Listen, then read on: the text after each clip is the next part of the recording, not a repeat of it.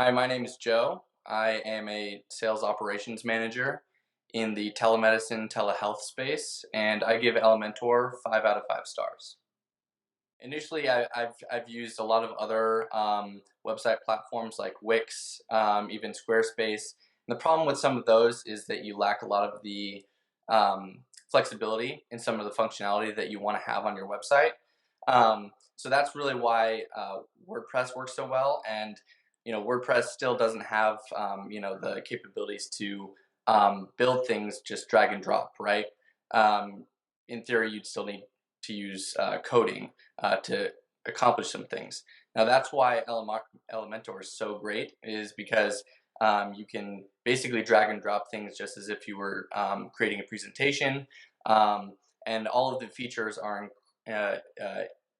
entirely integratable and support all of the other features that you can find in WordPress and in the WordPress marketplace, other plugins and apps. So that's why it's just overall very very flexible for anything that you could need on your website. So there's a few things that really made Elementor stand out among the competition for website plugins. One of them is that it already comes with a lot of elements or widgets that you can use to build your website. Some of the things that really were important to me were things like lists and lists working with images, right? So these are just pre-made widgets that you can just throw in stuff wherever you want.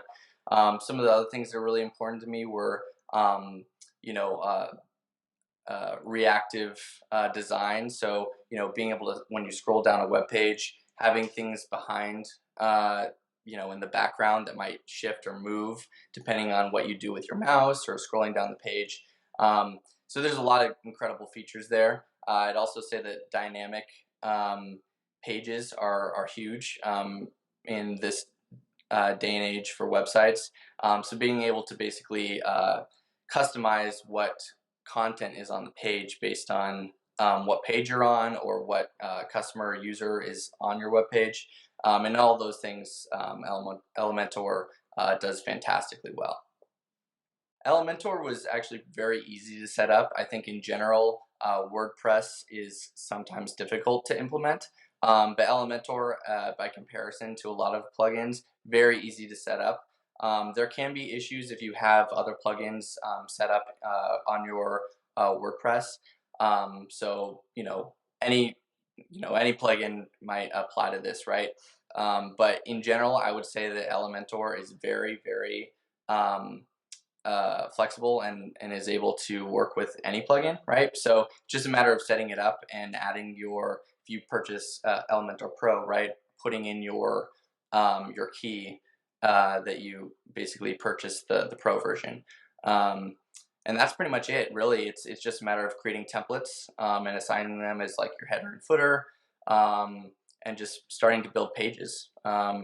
Really, the interface for Elementor really works well with any of the other plugins or sections that you want to have on your website that might be accessed through different plugins, so to say. So very, very easy to set up.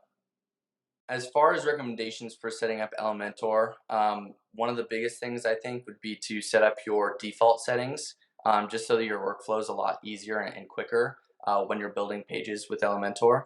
For instance, so like having your default colors set up, having maybe default fonts. Something that just came out lately with Elementor was having default like font settings. So you could basically preset your header 1, header 2, header 3 fonts and designs already preset. So you could figure that out ahead of time and then just throw it in, and then you don't have to mess around with changing font sizes for every single piece of text that you put onto your